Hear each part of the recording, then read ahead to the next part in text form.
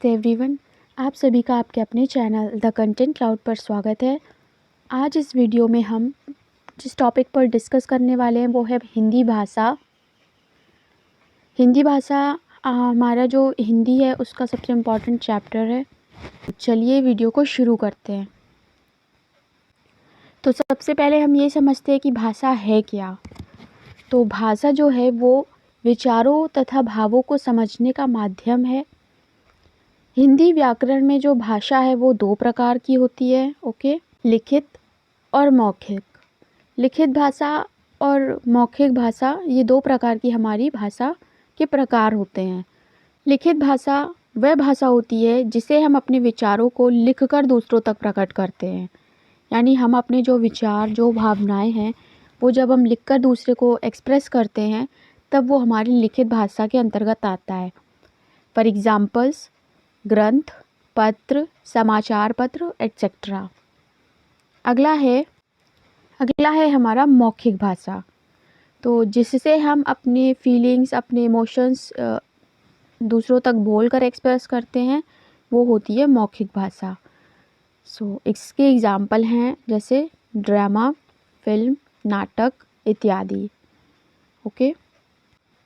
सांकेतिक भाषा का अध्ययन हमारे हिंदी व्याकरण में नहीं किया जाता है। अगला है भाषा के दूसरे प्रकार, मातृभाषा, राजभाषा और मानक भाषा। ये भाषाएं क्या होती हैं? चलिए डिस्कस करते हैं। सबसे पहली है मातृभाषा। जिस भाषा का यूज़ हम अपने माँ या अपनी फैमिली के साथ करते हैं उसे हम मातृभाषा कहते हैं।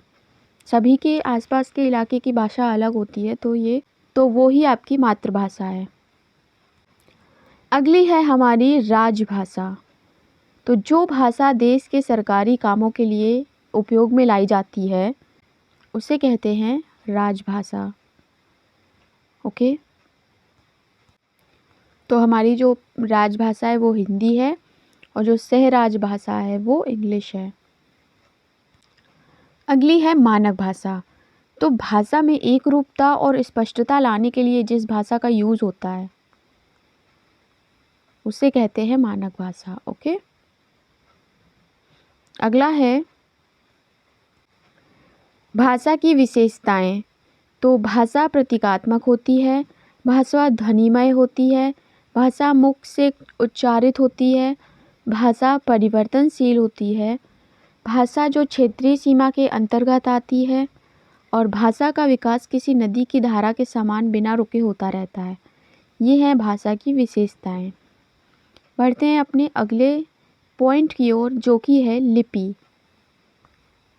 लिपि भाषा के लिखने के तरीके को लिपि कहते हैं, या फिर हम ये कहें कि जिन चिन्हों का प्रयोग हम लिखते समय करते हैं उसे लिपि कहते हैं। ये है इम्पॉर्टेंट भाषा और उनकी लिपि जो डायरेक्ट एग्ज़ाम में पूछी जाती हैं।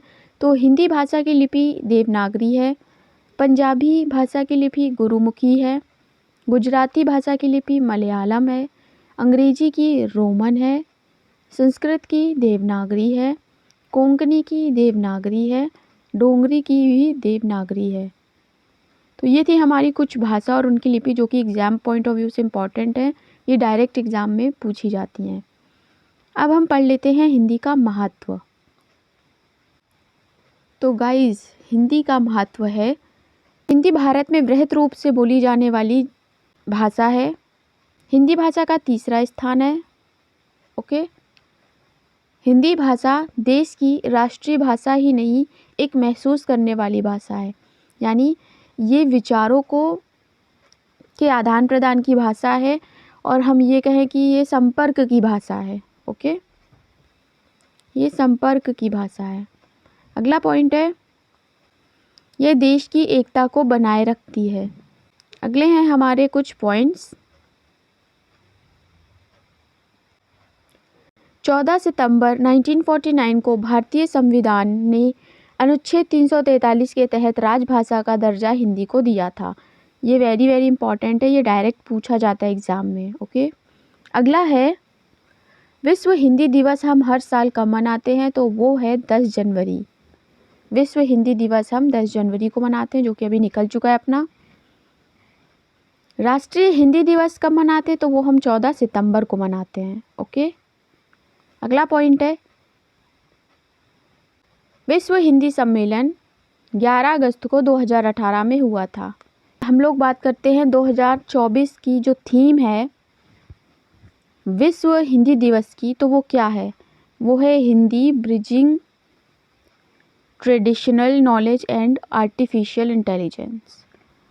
Hindi bridging traditional knowledge and AI का मतलब है आर्टिफिशियल इंटेलिजेंस। ओके, अगला है, ये इम्पॉर्टेंट है, पूछी जा सकती है थीम वगैरह। जो 14 सितंबर 2023 की थीम थी वो क्या थी? तो वो थी ये ट्रेडिशनल नॉलेज टू एआई, यानी एआई का मीन्स है artificial intelligence. Artificial intelligence cut. भाषा की मौखिक रूप से सबसे छोटी इकाई कौन सी है? भाषा की मुख्य रूप से सबसे छोटी इकाई है ध्वनि। अगला पॉइंट है भाषा की सबसे छोटी इकाई है। ऊपर था भाषा की मौखिक रूप से सबसे छोटी इकाई। ओके, अगला है भाषा की सबसे छोटी इकाई, तो ये है वर्ण। भाषा की सार्थक रूप से इकाई क्या है? तो वो है शब्द। वर्ण भाषा की सबसे छोटी इकाई है जिसका खंडन नहीं किया जा सकता है। वर्ण से मिलकर निर्माण होता है अक्षर का। ओके, देख लेते हैं। का यहाँ पे वर्ण है और का जो है ये अक्षर है। का जो है ये का प्लस आ से मिलकर बना है। आ यहाँ पे स्वर है। ओके, अगला है, आगे है, जब किसी वाक्य के अंतर्गत कोई शब्द आता है तब वह पद बन जाता है। छोटे से बड़े की ओर इनका ऑर्डर देख लेते हैं। तो सबसे पहले आता है ध्वनि, फिर वर्ण, उससे बड़ा होता है शब्द, उससे बड़ा होता है पद, और सबसे बड़ा होता है हमारा वाक्य।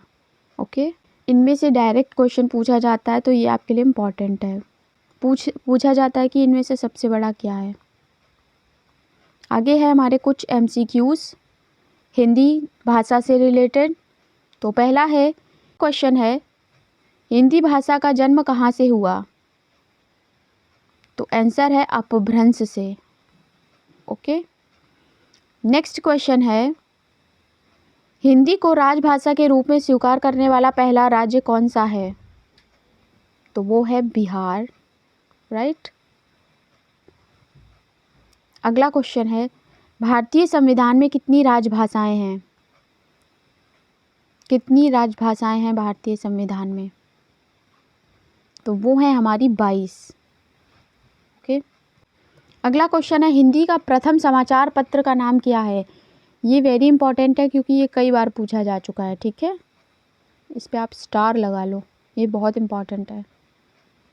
तो वो है उदंत मार्तंड। ये कोलकाता से छपा था।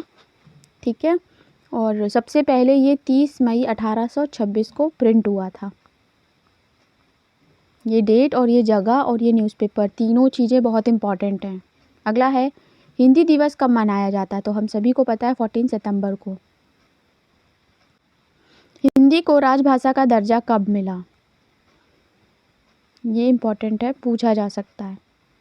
तो वो मिला था 1950 को।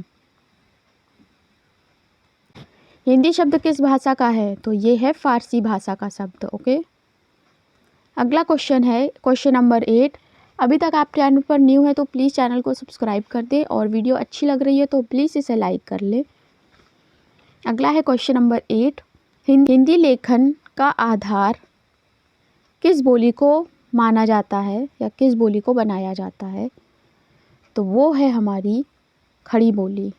ओके, क्वेश्चन नंबर 9 है, हिंदी साहित्य सम्मेलन के दौरान किसने हिंदी को राष्ट्रभाषा के रूप में प्रस्तावित किया था?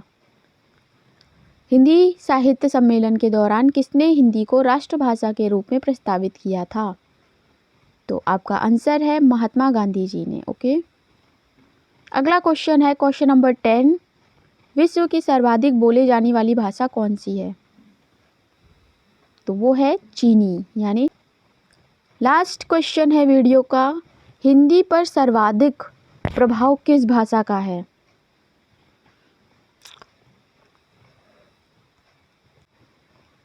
जल्दी जल्दी से बताइए, हिंदी पर सर्वाधिक प्रभाव किस भाषा का है? तो वो है संस्कृत का। ओके, सो फ्रेंड्स, ये थे हमारे हिंदी भाषा से रिलेटेड सारे ही इम्पॉर्टेंट फैक्ट्स एंड क्वेश्चंस। तो आई होप आपको वीडियो अच्छा लगा होगा। अगर अच्छा लगा है तो प्लीज़ इसे शेयर करें, लाइक करें, और चैनल पर न्यू है तो सब्सक्राइब करें।